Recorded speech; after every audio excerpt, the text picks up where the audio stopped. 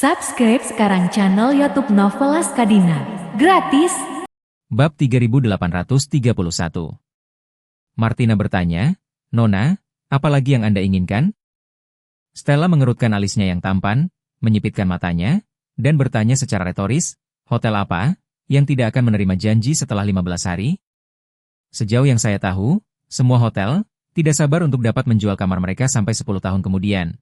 Dan sebuah hotel yang tidak mengizinkan reservasi setelah 15 hari adalah pertama kalinya saya mendengarnya. Ya? Martina mengangguk dan berkata, "Mode operasi mereka ini memang agak aneh. Saya juga menanyakan alasannya. Tetapi meja layanan mereka mengatakan itu jelas diperintahkan dari atas, mereka hanya menjalankan perintah eksekutif hotel." Stella mendengus dingin dan berkata, "Pasti ada iblis ketika terjadi kesalahan. Apa yang akan membuat sebuah hotel menghentikan penjualan kamar? Masih ada 19 hari tersisa dalam pelelangan pil permajaan, alamat spesifiknya belum diumumkan sampai sekarang, dan Shangri-La ini tidak akan menerima reservasi setelah 15 hari, pasti ada sesuatu yang mencurigakan tentang itu." Faktanya, Antique Hall belum mengumumkan berita tentang co-hosting lelang dengan Shangri-La. Ini juga niat Charlie. Beberapa waktu yang lalu, dunia luar mengira bahwa keluarga Wade sudah setengah dimakan oleh Franca Tachlismic, dan banyak orang bermaksud untuk menarik garis dengan keluarga Wade. Jadi bisnis ratusan hotel Shangri-La di seluruh dunia sangat terpengaruh. Charlie berencana untuk mengambil keuntungan dari pelelangan kali ini untuk memberikan pukulan yang baik kepada orang-orang kaya itu sehingga mereka harus tinggal di Shangri-La untuk menghadiri pelelangan. Namun, dia tidak berniat untuk segera mengumumkan berita tersebut. Hal ini karena jika tempat lelang diumumkan lebih awal, pasti akan ada banyak orang dengan hati atau niat jahat melangkah lebih awal ke tempat lelang. Mungkin saja akan ada orang yang tertarik dengan pil permajaan dan ingin melakukan sesuatu tentang tempat tersebut. Oleh karena itu, Charlie bermaksud untuk menempatkan ketegangan ini hingga yang terakhir untuk diungkapkan, biarkan orang-orang kaya yang mendaftar untuk pelelangan, setelah tiba di Aurous Hill, penyelenggara Antique Hall, langsung mengatur agar mereka check-in di Shangri-La. Saat itu, kamar malam 1 juta, 10 juta, atau 100 juta, bebas buka harga sendiri. Bagaimanapun, ketika Shangri-La menutup manajemen terlebih dahulu, jika mereka tidak tinggal, tidak ada kesempatan untuk berpartisipasi dalam pelelangan. Apalagi kali ini, diam-diam bisa mempersiapkan renovasi ballroom Shangri-La, serta pekerjaan keamanan, untuk memastikan tidak ada yang salah. Tapi apa yang tidak diharapkan Charlie adalah niatnya, tetapi oleh seorang wanita yang belum pernah bertemu, merasakan perbedaannya. Stella dan Ziyu adalah sama. Keduanya adalah kelas elit yang dibudidayakan dengan hati-hati oleh keluarga besar. Tetapi satu-satunya perbedaan adalah bahwa Stella mulai melakukan latihan praktis di masa remajanya. Sementara Ziyu pernah menjadi mahasiswa sebelum didorong ke posisi tinggi kepala keluarga oleh Charlie, dan bahkan awalnya berniat melanjutkan ke Amerika Serikat untuk studi lebih lanjut.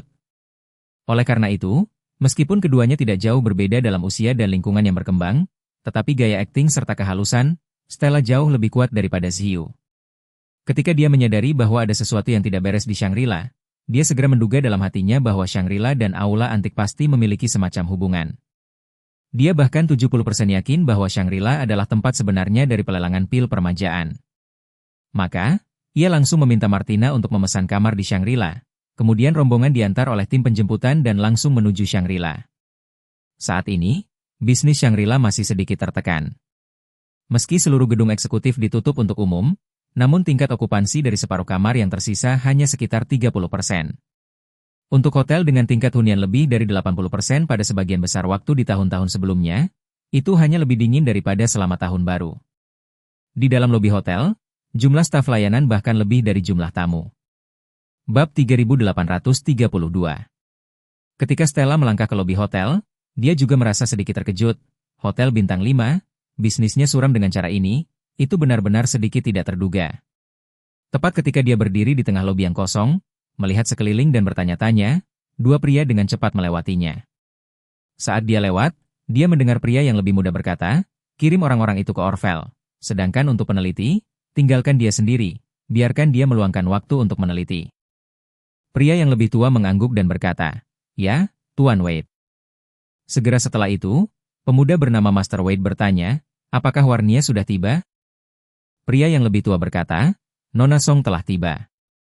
Saat mereka berbicara, kedua pria itu dengan cepat pergi dari sisi Stella. Ketika mereka lewat, Stella melihat sisi wajah kedua pria itu, dan pikiran pertama di benaknya adalah, pria muda ini cukup tampan. Dua orang yang melewatinya tidak lain adalah Charlie dan Ishak. Charlie kebetulan meminta Warnia datang untuk membicarakan detail lelang selanjutnya dengannya, dan ketika dia tiba di pintu masuk hotel, Warnia sudah menunggu di pintu. Ketika mereka bertemu, Ishak pertama kali mengatakan kepadanya bahwa para prajurit dari front bencana yang ditempatkan di JX Pharmaceutical. Tadi malam dan siang hari ini, ditangkap beberapa agen yang telah menyusup ke JX Pharmaceutical satu demi satu, dan orang-orang ini sekarang berada di bawah kendali ketat, tetapi belum dipindahkan.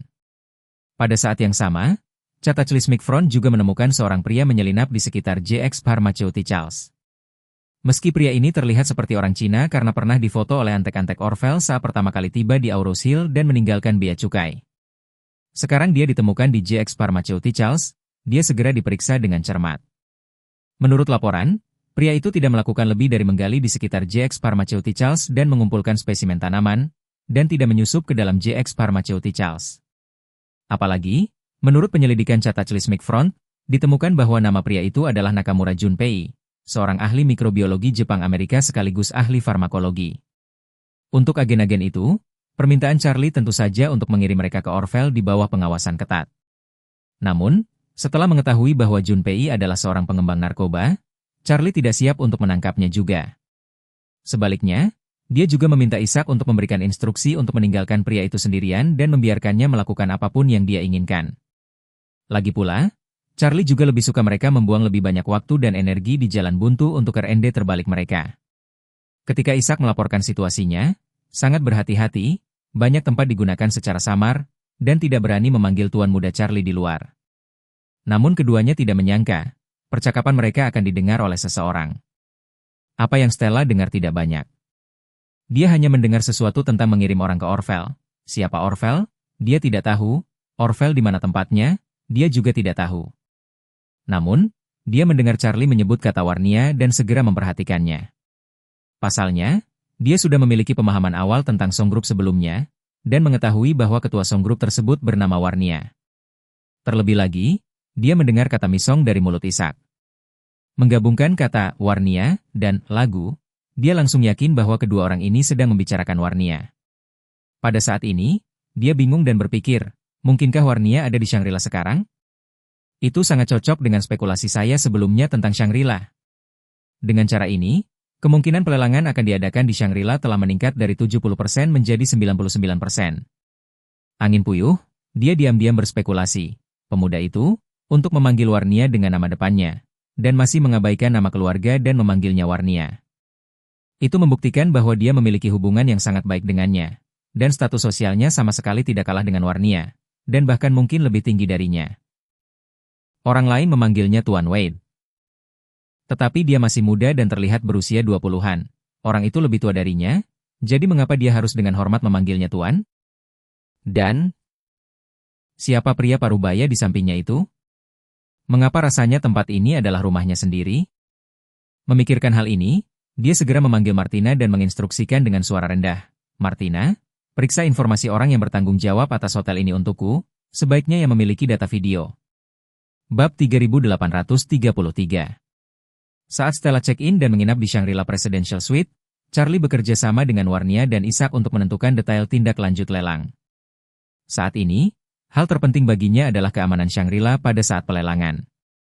Lagi pula, dalam menghadapi nilai pil permajaan dapat melebihi 10 miliar dolar setiap saat, godaannya benar-benar terlalu besar, tidak tahu berapa banyak orang yang diam-diam akan menentangnya. Apalagi ketika saatnya tiba, hampir semua taipan papan atas akan hadir. Dalam hal ini perlu untuk memastikan keselamatan pribadi masing-masing. Kalau tidak, jika terjadi kesalahan, siapa lagi yang berani datang ke pelelangan di masa depan? Oleh karena itu, Charlie meminta sistem keamanan Shangri-La untuk diselesaikan dalam 15 hari ke depan, dengan semua putaran baru peningkatan. Pada saat yang sama, dia juga harus memberitahu Joseph untuk mengirim sejumlah besar tenaga elit tambahan dari front untuk secara ketat memastikan keamanan Shangri-La sebelum pelelangan dimulai. Meskipun Ishak berada di bawah banyak tekanan, dia masih meyakinkan Charlie dengan sangat tegas, "Tuan muda, jangan khawatir, saya akan melakukan yang terbaik untuk memastikan bahwa pelelangan itu sangat mudah." Charlie dengan lembut mengangguk dan berkata, "Tahun ini, pertama-tama kita akan berusaha untuk membuka pintu. Saya telah diinstruksikan untuk mulai mempersiapkan pembangunan pusat lelang baru. Ketika pusat lelang selesai, lelang ini akan memiliki dedikasi khusus." Lokasi. Pusat pelelangan, selain pelelangan pil, di lain waktu, aula antik dapat digunakan sesuai keinginan. Anggap saja sebagai kandang sendiri. Warnia terkejut dan senang, tetapi pada saat yang sama sedikit gugup.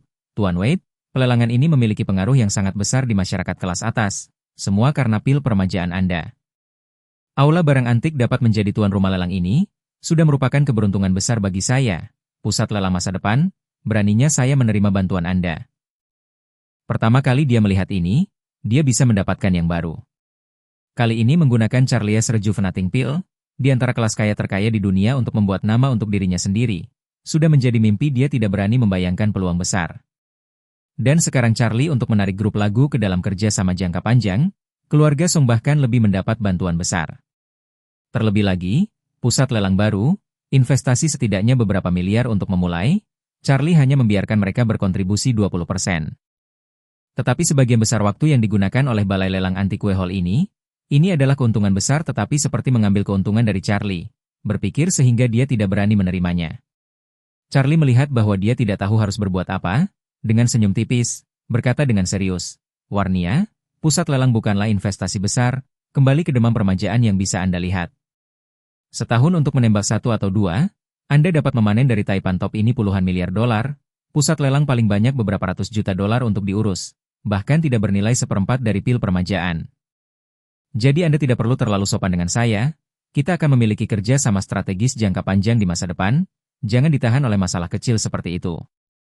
Warnia mengangguk penuh terima kasih dan berkata dengan serius, Tuan Wade, pada saat itu, aula antik akan bertanggung jawab atas operasi harian pusat lelang, dan semua pendapatan dari operasi akan diserahkan kepada grup M Grand. Jangan. Charlie melambaikan tangannya, penghasilan yang dihasilkan dari operasi Anda, bagikan saja secara normal sesuai dengan rasio investasi, tetapi jika itu untuk penggunaan aula antik Anda sendiri, jangan laporkan pendapatannya. Melihat ini, Warnia tidak lagi bersikeras, dan berkata dengan cinta di matanya, baik Tuan Wade, saya mengerti. Baru kemudian Charlie mengangguk puas, dan kemudian bertanya padanya, bagaimana situasi pendaftaran sekarang? Warnia sibuk berkata, Tuan Wade, ada hampir 700 orang yang mendaftar sejauh ini. Mengatakan itu, dia membuka dokumen di komputer tablet dan menyerahkannya kepada Charlie, berkata dengan hormat, Tuan Wade, semua informasi pendaftaran ada di sini, dan kami sudah mulai meninjau informasi aset yang mereka kirimkan. Charlie mengangguk sedikit, dan kemudian melihat-lihat informasi pendaftaran. Di antara 700 orang yang telah mendaftar sejauh ini, orang yang datanya tersedia dan memiliki aset tertinggi adalah Bernard Elnor, yang kini menduduki peringkat ketiga daftar orang kaya dunia. Charlie berkata dengan rasa ingin tahu, Bernard Elnor, kenapa aku belum pernah mendengar tentang dia? Bab 3834. Warnia mengerutkan bibirnya dan mencibir, menggoda, Tuan Wade, Anda tidak mengenal Bernard Elnor. Tetapi istri Anda harus tahu. Apakah begitu? Charlie bertanya dengan tidak percaya, mengapa kamu mengatakan itu? Warnia tertawa, karena pria ini adalah bapak baptis kemewahan global. Banyak merek mewah top Prancis berada di bawah nama grupnya, yang paling terkenal adalah Louis Vuitton, yang umumnya dikenal sebagai LV. Warnia mengatakan, selain itu, dia membuat banyak langkah besar beberapa waktu lalu, dengan gembar-gembor besar, serangkaian akuisisi sejumlah merek mewah Prancis dan Italia, termasuk Maus yang terkenal. Karena hampir monopoli di bidang dominasi kemewahan, nilainya juga mencapai 170 miliar dolar yang mengejutkan, diubah menjadi RMB, telah menembus triliunan. Charlie mengangguk dan tertawa. Jadi begitu. Tampaknya pria tua ini dikenal sebagai teman global wanita. Mengatakan bahwa Charlie melihat lebih dekat pada informasi nama ini, dan menemukan bahwa dia sekarang berusia 70-an. Jadi dia pikir dia juga mulai khawatir tentang perpanjangan hidup. Faktanya, sejak zaman kuno, orang-orang terkuat di dunia seperti ini. Orang-orang di usia belasan hingga 20-an dan 30-an masih muda dan dalam tahap sembrono, tidak menyadari betapa berharganya waktu. Orang-orang dalam kelompok usia ini hanya peduli tentang masa depan yang dekat dan bukan masa depan yang panjang. Itu sebabnya beberapa orang rela menjual ginjal seharga puluhan ribu dolar demi sebuah ponsel atau mengorbankan kesehatannya demi keuntungan kecil, atau bahkan mengambil risiko. Dan awal tahun 20-an dan 30-an, sampai tahun 50-an dan 60-an, bagi sebagian besar orang, adalah benar-benar tahap meletakkan dasar kehidupan. Khusus untuk para taipan papan atas, 20 atau 30 tahun yang berharga ini adalah waktu yang paling berkembang dalam hidup mereka. Hampir semua orang kaya dan berkuasa telah mencapai lonjakan aset yang eksponensial pada usia ini. Dan ketika karir mereka semakin sukses, kekayaan pribadi mereka terus meningkat, dan usia mereka terus bertambah. Orang-orang kaya ini secara alami akan memasuki kehidupan setelah sukses dan usia tua, berharap mereka dapat hidup lebih lama dan memiliki lebih banyak waktu untuk menikmati pencapaian luar biasa yang telah mereka ciptakan. Semakin banyak orang sukses, semakin banyak. Pada zaman kuno, setiap kaisar Tiongkok memimpikan umur panjang. Di zaman modern, hampir setiap miliarder juga mengulangi kesalahan kaisar kuno, diam-diam menginvestasikan sejumlah besar uang untuk menemukan cara hidup selamanya. Pewaris generasi ketiga keluarga Rockefeller, David Rockefeller, menghabiskan ratusan juta dolar, menjalani 6 transplantasi jantung dan hidup hingga usia 101 tahun. Selain itu, ada banyak orang kaya lainnya yang menghabiskan lebih dari ratusan juta dolar setahun untuk suntikan seluler hanya untuk memperlambat proses penuaan. Seperti Douglas, ada banyak orang kaya lainnya yang telah menginvestasikan miliaran dolar dalam berbagai proyek penelitian ilmiah. Jadi, saat ini, pil permajaan sangat menarik bagi orang kaya dan berkuasa di atas usia 70 tahun. Dengan menghabiskan uang untuk pil permajaan, semua investasi masa lalu dengan hasil yang tidak pasti dan penantian panjang dapat sepenuhnya dihilangkan. Tetapi juga karena tahapan yang berbeda dan mentalitas yang berbeda, miliarder top dunia, pendiri Amazon Bezos, dan pendiri Tesla, Musk, tidak mendaftar untuk pelelangan ini. Charlie tidak merasa heran dengan hal ini, karena kedua orang ini tidak terlalu tua. Bezos lebih tua, tetapi sekarang belum berusia 60 tahun, dan Musk juga berusia lebih dari 50 tahun. Dua orang ini, di bidang kewirausahaan, sedang dalam masa puncaknya. Kelompok usia ini, penuh dengan pemikiran untuk terlibat dalam uang, melakukan hal-hal besar, tidak ada kebutuhan mendesak khusus untuk umur panjang. Bab 3835. Selain itu, kedua orang ini sama-sama petinggi internet, dengan ide-ide avant-garde dan radikal, dan mereka pasti skeptis atau bahkan negatif tentang hal-hal seperti pil permajaan, sehingga mereka tidak mungkin mendaftar untuk pelelangan. Namun, Charlie merasa bahwa jika dia menunggu 10 atau 20 tahun lagi, mereka berdua pasti akan sangat menginginkan pil permajaan. Karena menurutnya, tidak ada yang bisa lolos dari hukum ini. Charlie terus melihat ke bawah. Dalam daftar itu, ada orang lain bernama Douglas Fay, yang menarik perhatiannya. Untuk pria ini, jumlah aset yang terdaftar pada saat pendaftaran adalah 100 miliar dolar, tetapi informasi orang ini tidak pernah muncul di daftar Forbes. Ada beberapa orang lain dalam situasi yang sama dengannya. Orang-orang ini, yang semuanya tidak dapat menemukan nama mereka dalam daftar Forbes, dan memiliki sedikit berita di internet, tetapi satu persatu, menyatakan aset sekitar 100 miliar dolar. Samar-samar Charlie merasa bahwa aset sebenarnya dari orang-orang ini seharusnya jauh lebih dari 100 miliar dolar. Alasan mengapa mereka dinyatakan 100 miliar dolar, diperkirakan mereka tidak ingin terlalu mencolok, dan ingin mengunci tempat dengan kuat, sehingga hanya sebagian dari aset yang akan diambil untuk verifikasi modal. Yang paling mengejutkan Charlie, daftar ini, tetapi juga muncul sosok keluarga kerajaan Inggris. Dia tidak bisa menahan nafas, saya pikir keluarga kerajaan Inggris tidak akan datang kali ini. Warnia tertawa, mereka baru saja mengirimkan aplikasi mereka beberapa menit yang lalu, dan yang mendaftar untuk pelelangan kali ini bukanlah ratu sendiri, tetapi cucu tertua ratu, Pangeran Arthur. Mengatakan itu, Warnia juga sedikit terkejut dan bingung. Usianya baru sekitar 40 tahun, aku bertanya-tanya mengapa dia ingin datang ke pelelangan pil permajaan. Pangeran Arthur ini, yang telah menikahi seorang putri biasa dengan cara yang terkenal beberapa tahun yang lalu dan juga pewaris nomor 2 tahta Inggris, telah menjadi topik pembicaraan yang hebat dan visibilitas yang sangat tinggi selama beberapa tahun. Dia tiba-tiba mendaftar untuk berpartisipasi dalam pelelangan, yang memang membuat Charlie sedikit terkejut. Namun, Charlie dengan cepat menemukan motif keluarga kerajaan Inggris. Dia berkata sambil tersenyum, saya pikir keluarga kerajaan Inggris pasti tidak berpikir untuk datang bersaing untuk pil permajaan tahun ini. Alasan mengapa mereka membiarkan Pangeran Arthur mendaftar mungkin karena mereka ingin mengirimnya untuk melihat dengan mata kepala sendiri efek ajaib macam apa yang dimiliki pil permajaan, untuk merasakan bagian bawah terlebih dahulu. Setelah mengatakan itu dia melanjutkan, dan sejujurnya, dana keluarga kerajaan Inggris, untuk tawaran sudah cukup, tetapi benar-benar ingin menawar pil permajaan, mereka tidak punya kekuatan. Charlie tidak menolak praktik hidup semacam ini, karena dia tahu betul di dalam hatinya bahwa mayoritas dari 700 pelamar harus tahu bahwa mereka tidak memiliki kekuatan untuk bersaing dengan para taipan papan atas. Namun hal tersebut tidak menyurutkan semangat mereka untuk mendaftar. Charlie memperkirakan bahwa motif orang-orang ini adalah untuk membuka mata dan mendapatkan wawasan.